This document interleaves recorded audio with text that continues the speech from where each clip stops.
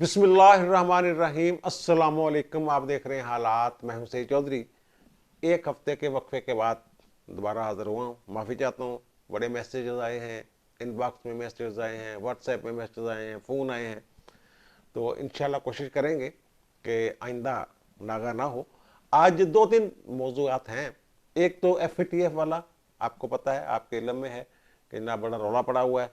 हर बंदा क्रेडिट लेने की कोशिश कर रहा है। PTI वाले कहते हैं जनाब हमारा काम है, हमने 4 साल काम किया जिसकी वजह से FATF के अजलास में पाकिस्तान को वो क्लीन चिट मिली है और फिर अक्टूबर में नाम निकल जाएगा।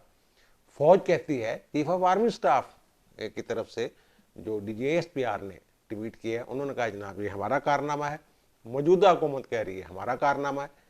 किसी एक का कारनामा है, सबका है, और सबसे ज़्यादा किरदार इसमें किसका है, इसकी पूरी तफसील मैं आपके सामने रखूँगा। और फिर साबिक खातून अव्वल बुशरा बेगम, उनके जो समधी हैं, उनके स्टोर पे मुबैना तौर पे पोर्क बेचा जा रहा है। लेकिन इससे पहले एक जो मैं टाइम लूँगा आपका, वो मुनस सलाही साहब का। मुनस सलाही साहब जनाब वो FIA ने फिर उनको पकड़ने की कोशिश की है, नोटिस भेजा है, बयान शयान सवालनामा भी दे दिया उनको, FIR भी दर्ज हो गई है। मुनस सलाही साहब इसी तरह के केस में पहले भी एक दफ़ा फंस चुके हैं। और फिर जरदारी साहब ने इनकी जान छड़वाई थी। जान कैसे छड़वाई थी, ये बड़ी दिलचस्प स्टोरी है। कोई ऐसे जान नहीं छूट गई थी, वो बड़ी मुश्किल से इनकी जान छूटी थी। वो असल में हुआ ये था कि वो एक NICL, नेशनल इंश्योरेंस, वहाँ उसने कोई ज़मीन खरीदी किसी से। कहते हैं कि वो उसकी मालियत जो थी वो 56 करोड़ के करीब थी, लेकिन वो खरीदी कितने की जनाब, 1 अरब 6 करोड़ रुपए की, और 50 करोड़ रुपए जायद उन्होंने अदा किए। उसमें जनाब पैसे अचानक आ जाते हैं, कोई 32 से 40 करोड़ के करीब। दो बेनामी अकाउंट थे, और अकाउंट थे वो जनाब मुनस सलाई साहब के फ्रंटमैन उनके थे। तो वो इजहार है फिर ये, जैसे अब ये FATF वाला मामला है ना, उस वक्त भी जो बाहर से पैसे अगर आते थे बल्क में, या यहाँ से बाहर पैसे जाते थे, तो फिर जो बरतानिया या दीगर ममालिक थे वो पाकिस्तानी हुकूमत को खत लिखते थे कि जनाब ये इतने ज़्यादा बड़ी भारी मकदार में पाकिस्तान से पैसे आए हैं या पाकिस्तान को भेजे गए हैं, तो इसका ज़रा पता तो करें क्या मामला है, ये पैसे क्यों आए हैं, किस पर्पज़ के लिए आए हैं। तो उस मामले में ये फिर फंस गए थे। अच्छा, अब जो नेशनल इंश्योरेंस कॉर्पोरेशन वाला मामला था, ज़मीन वाला, उस पर ये बेल शेल के लिए गए, बेल इनकी कैंसिल होगी, फिर ये पकड़े गए, गिरफ्तार हो गए। तो उसमें जफर कुरैशी साहब थे, एडिशनल डायरेक्टर FIA, वो तफ्तीश वगैरह कर रहे थे। इसमें एक अकाउंट इन्होंने खुलवाया हुआ था ठोकर पे, ठोकर नियाज बेग के एक बैंक में, और एक अकाउंट जो था वो एयरपोर्ट के एक बैंक में था। और वहाँ ये पैसे आए थे, और पैसे भेजे किसने थे, मेजर हबीबुल्लाह वड़ाइच साहब, जो वफाकी वज़ीर मुमलकत रहे हैं, उनके साहबजादे मोहसिन वड़ाइच साहब ने। इनकी रिश्तेदारी का मामला है। वो जो ज़मीन थी ना, सस्ती सी बंजर किस्म की ज़मीन जो थी, वो जो महंगे दामों फरोख्त हुई, तो मुबैना तौर पे कहा यह जा रहा था कि मुनस सलाई साहब ने उसका सौदा करवाया है, कमीशन का चक्कर हुआ है। 8 करोड़ रुपए मोहसिन वड़ाइच साहब ने रख लिए, बाकी जो है पैसे जो 50 करोड़ जायद वसूल किए थे वो मुनस सलाई साहब के खाते में जाने थे। अच्छा, अब अदालत में जब मामला गया है तो SM जफर साहब इनके वकील थे, और साथ डॉक्टर खालिद रांझा साहब थे। ये ना तैयार करके लाए एक डिप्टी अटॉर्नी जनरल को, पीपल्स पार्टी का दौर था, तो तनवीर कुरैशी साहब डिप्टी अटॉर्नी जनरल, उनको लेके आए कि जनाब आए, आप वहाँ बयान दे दें कि जनाब ये कोई ऐसा मसला ही नहीं। तो लेकिन वो जो जज थे वो बड़े काइया किस्म के जज थे, वो समझ रहे थे मामले को, सारा रिकॉर्ड। उसमें हुआ ये था कि इनके एक मैनेजर साहब थे, वो शायद मालक उनका नाम था, वो 164 का बयान उसका अदालत में हो चुका हुआ था। जैसे वो कहते हैं ना, साकदार ने बयान दे दिया था जनाब हदैबिया पेपर मिल में कि जनाब इस मिल को ब्लैक मनी वो वाइट करने के लिए इस्तेमाल किया जा रहा है, इसी तरह का वो बयान। और जो बैंक के दोनों बैंकों के मैनेजर थे वो भी इकबाल के जुर्म कर गए हुए थे, उनका भी बयान मौजूद था। जफर कुरैशी से बड़े डाडी किस्म के एडिशनल डायरेक्टर थे FIA के, वो बात ही नहीं सुन रहे थे। अच्छा, जब ये तनवीर क्रैशी को लेके गए हैं ना एस.एम. जफर साहब और डॉक्टर खालिद राजा साहब, तो जज साहब ने कहा कि जनाब हाँ जी जफर क्रैशी साहब आप बताएं। तो एस.एम. जफर ने कहा कि जनाब रवायत ये है कि वकील से पूछा जाता है तो आप उनका जनाब इसमें कोई ममानत है तो बता दें। उनका ममानत तो नहीं। उन्होंने जनाब जफर क्रैशी साहब ने ठोक के बयान दिया कि जनाब ऐसे मामला, तमाम सबूत हमारे पास हैं और इस बंदे की जान नहीं छूट सकती। वो वैसे तो वो भी पकड़े गए थे ना, हबीबुल्लाह बड़ाइच भी पकड़े गए थे, उनका बेटा जो है वो बाहर भाग गया था और फिर वो उन्होंने जो रकम थी वो अदा करनी पड़ी थी उन्हें, जो अजाफी रकम उन्होंने वसूल की थी। लेकिन मोहम्मद साहब का मामला यहाँ ख़त्म नहीं हो जाता। मोहम्मद साहब की बेल कैंसिल हो जाए, बेल यानी उनकी वो होती नहीं, वो मुस्तरद होती है दरखास्त, फिर वो भाग जाते हैं, फिर वो पकड़े जाते हैं और पकड़े जाने के बाद ये किसी दौर में जरदारी साहब इनको कातिल लीग कहते थे, लेकिन उनको ज़रूरत थी उस वक्त, तो उन्होंने जनाब इनके साथ मोहब्बत की पिंगे बड़ी और वो कहते हैं कि जनाब चौरी शजात और परवेज़ इलाही गए थे जरदारी साहब के पास कि मुंडा फस गया बड़ी बुरी तरह, तो साढ़े वास्ते तो बड़ी बेइज्जती का मुकाम है, कुछ करो बचाओ इनू। उन्होंने कहा जनाब बचा लेते हैं।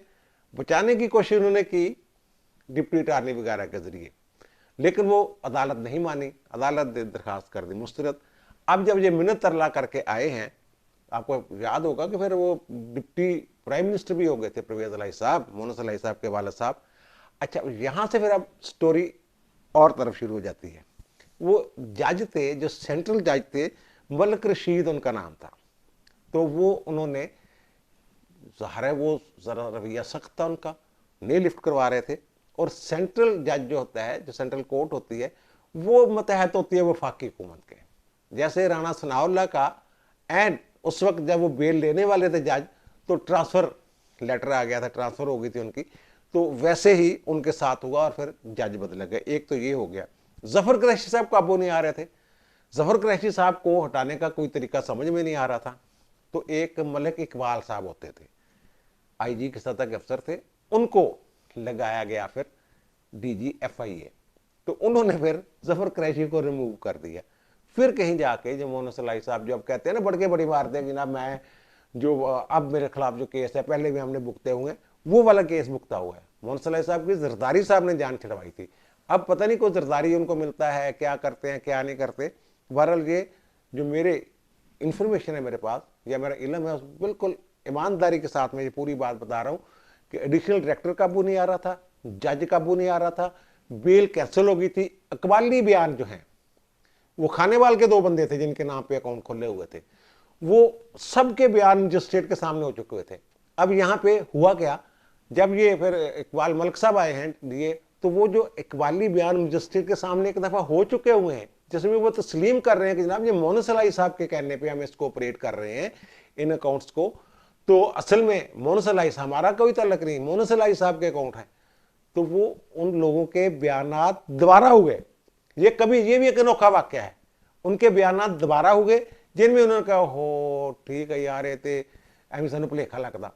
और फिर वैसे भी वो जो हबीबुल्लाह बड़ाइच साहब थे, मेजर राइट साहब, जो इनके शायद परवेज़ इलाही और शजात वगैरह के मामू शामू इस तरह कोई रिश्ता भी लगता है उनका, तो उन्होंने फिर वो मेरे ख्याल वो 3 किस्तों में वो रकम शकम अदा कर दी थी। जान शान तो छूट गई थी, लेकिन ये कहना कि हम बड़े जनाब दूध के धुले हुए हैं और पता नहीं क्या क्या, हमने कभी करप्शन नहीं की, कोई मामला नहीं, ये 2011 का वाक्य है। अच्छा, अब आते हैं FATF की तरफ। इससे आपको समझ आ जाएगी, जो मैं बताऊंगा इसका बैकग्राउंड, उससे आपको समझ आ जाएगी कि मामला क्या है।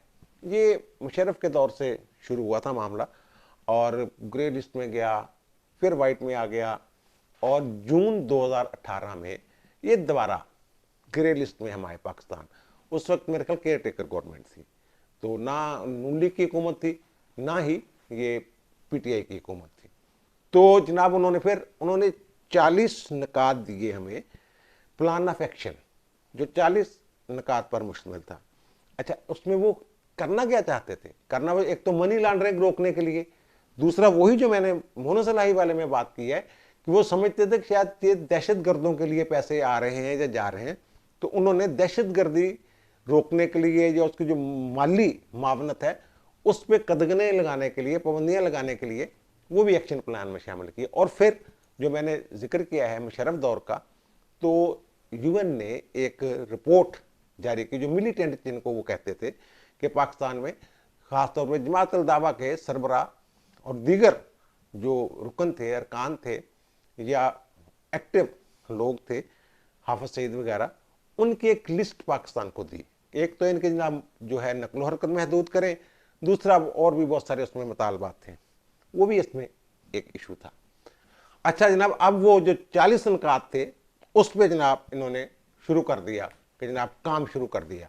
इमरान हुकूमत, इनको समझ कोई नहीं आ रही, वो जो जिनकी लिस्ट थी, जो यूएन की लिस्ट थी, उन पे हाथ डालने की जरूरत नहीं हो रही थी किसी को, कोई पकड़ाई नहीं दे रहे थे वो। उनके साथ ख्याल था कि कुछ अदारे हैं, वजारत दाखिला जो कह रहे हैं शेख रशीद ने भी एक बयान दिया हुआ है कि ना वजारत दाखिला ने बड़ी कोशिश की थी उसमें। वो शेख रशीद साहब जो हैं वो भी हाथ खड़े कर गए, खान साहब भी हाथ खड़े कर गए। और जो अगले साल इजलास होता है FATF का, तो वहां सिर्फ ये 13 निकात की हद तक पेशरफ्त हुई थी। 27 निकात ऐसे थे जिन पे कोई काम नहीं हो रहा था, कोई पेशरफ्त हो ही नहीं रही थी। बहरहाल उन्होंने ग्रे लिस्ट में रखा और फिर 27 निकात ऐसे हो गए कि ना अब आप इन 27 निकात को आपने करना है, 13 आपने कर दिए, बाकी 27 निकात जो करने। फिर ये गए हैं भागे भागे, सारे मामला कुछ संभालना था, और वो फौज वालों के पास, फौज वालों के साथ इनके जो मामला हुए, बल्कि फौज ही चला रही थी यार, फौज ने ही खान साहब को फैसिलिटेट किया या कह लें का उनको रेस्क्यू किया। तो उन्होंने GHQ में जो DG मिलिट्री ऑपरेशन थे उनकी सरबराही में एक सेल बना दिया, कोर सेल, जिसके जरिए जो तमाम अदारे थे उनके साथ उनकी कोऑर्डिनेशन थी और वो मामलात को देख रहे थे कि कैसे इन निकात को पूरा करना है। अब उसमें वही वाला जो मामला था, जो UN की रिपोर्ट वाला मामला था, उन लोगों को पकड़ने की जरूरत नहीं हो सकती। ख्याल ये था कि अगर उनको पकड़ेंगे ताकत के जोर पे तो इंतशार पैदा होगा, हो सकता है उनके बारे में ये भी एक तासर था कि जनाब उनके पास कोई तरबियत भी है, कोई हथियार भी हैं, कुछ भी हो सकता है। और उनका वो भारत में वो मुख्तलिफ जो वाक़यात थे उनमें भी उनका नाम आ रहा था। तो ख्याल ये था कि कोई गड़बड़ ना हो जाए, उनको गिरफ्तार करने जाएं, आगे से कोई और मसला पैदा हो जाए, जलसे जुलूस शुरू हो जाए। स्ट्रीट पावर भी उनके पास थी और अवाम के बहुत सारे, एक बहुत बड़ा तबका था जो उनके साथ हमदर्दी भी रखता था। तो फिर उनको राज़ी किसने किया? उनको राज़ी किया रावलपिंडी वालों ने। उन्होंने उनको राज़ी किया, आमादा किया, कुर्बानी देने के लिए वो तैयार हो गए। फिर उनकी गिरफ्तारियां हो गई। अच्छा, गिरफ्तारियां हो गई, पहले जब पहली दफ़ा उनका UN में नाम आया और पाबंदी लगी उनकी जमात पे, तो हाई कोर्ट ने कहा जनाब ये पाबंदी नहीं है, यानी कलदम तंजीम नहीं है उनका, ये कलदम है ही नहीं, और ना ही ये इनके आप ऊपर जो इल्ज़ामात लगा रहे हैं वो है। उनकी नज़रबंदियाँ होती थी, हाई कोर्ट छोड़ देती थी नज़रबंदी के अहकाम, जो नज़रसानी बोर्ड है हाई कोर्ट के जजों पर मुश्तमिल, वो नहीं छोड़ देता था। अब यहाँ फिर अदालतों का काम भी शुरू हो गया। अब अदालतों को किसने मैनेज किया?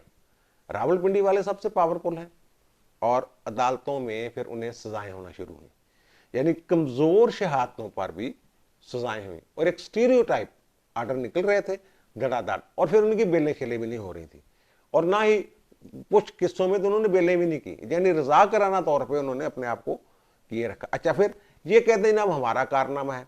ये जब 27 पॉइंट रह गए थे, अब जब ये मार्च में शायद जब इनका वो इजलास था, तो 26 पॉइंट लेके गए थे जनाब, 26 पॉइंट हमने क्लियर कर दिए हैं।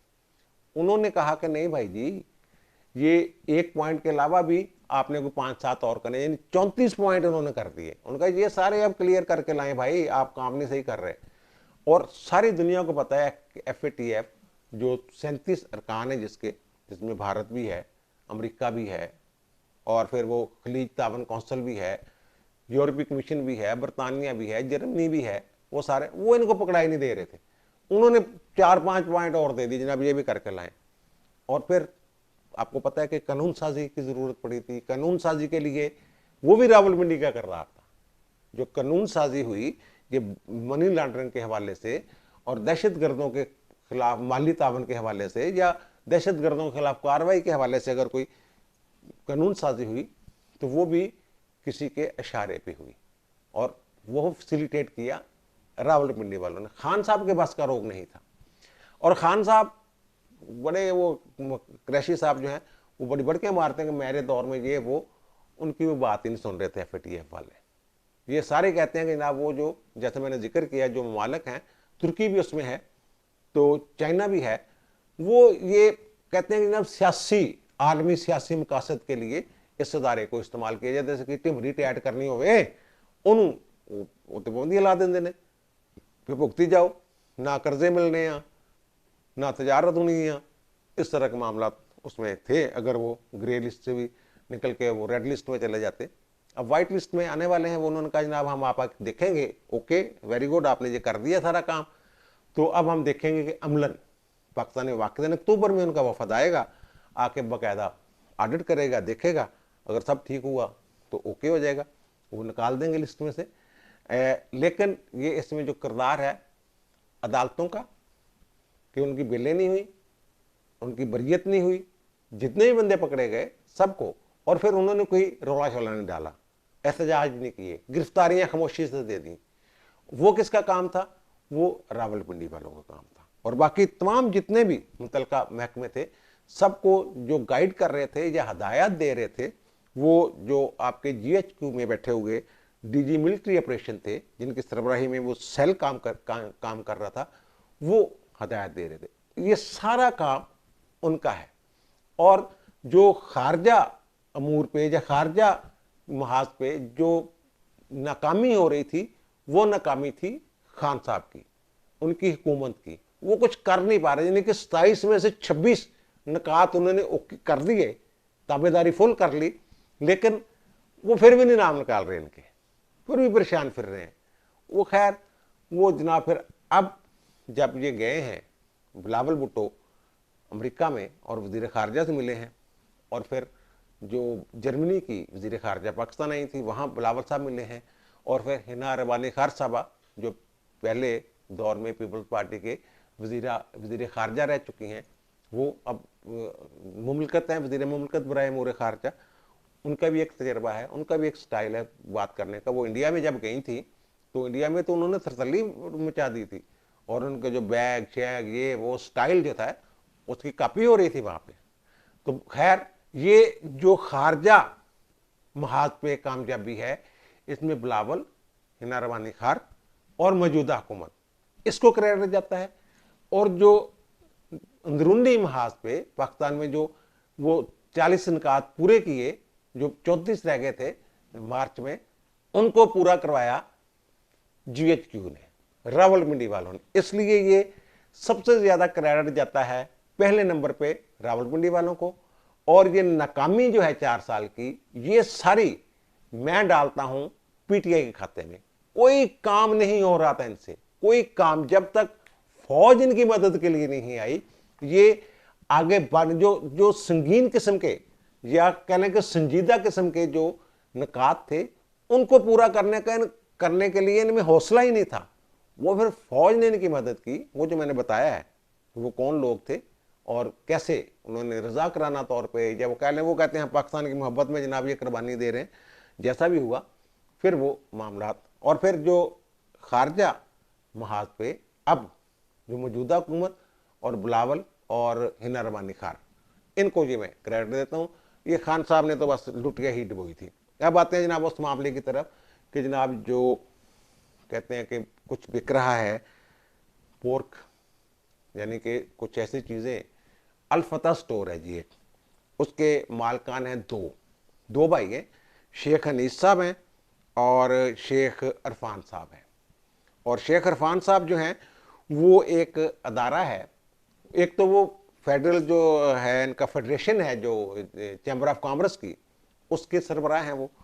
और दूसरा वो जो शेख साहब हैं वो एक Punjab meat and dairy development authority, उसके भी चेयरमैन हैं। अच्छा, शेख अनीस साहब जो हैं, जो अल-फतह के दूसरे मालिक हैं, उनके बेटे हैं शेख मोहम्मद।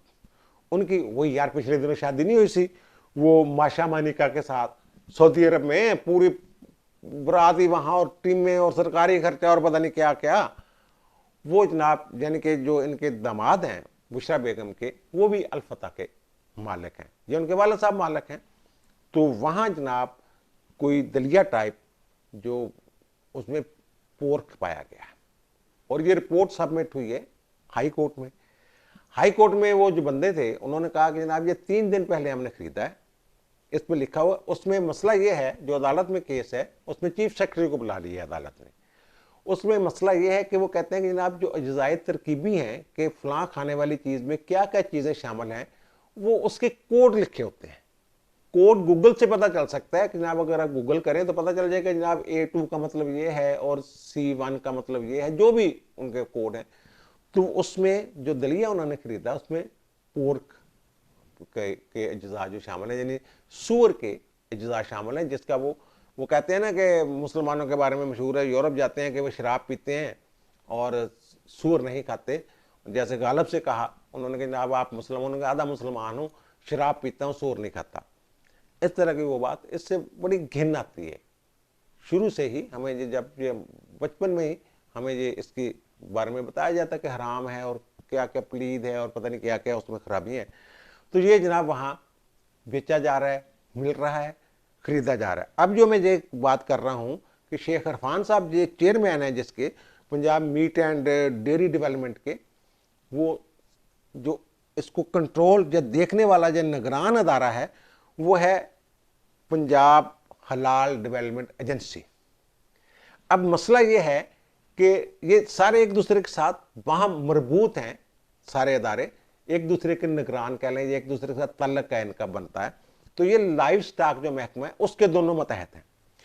अब जो पंजाब हलाल डेवलपमेंट एजेंसी है उसके जो चेयरमैन हैं, जो सरबराह हैं चौधरी शफकत रसूल कोमन साहब, वो PTI ने उन्हें लगाया है।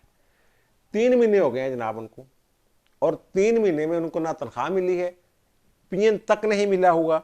और जो पंजाब मीट एंड वो मैं बता रहा हूँ डेयरीज डेवलपमेंट वाले जो हैं, उनका जो जैली महकमा है, लाइव दोनों जैली महकमे हैं लाइव स्टॉक के, तो वो उनका अमला जो है वो उनके साथ है। वो छापे नहीं मार सकते, वो ज़्यादा से ज़्यादा नोटिस दे देते, अकेला बंदा है।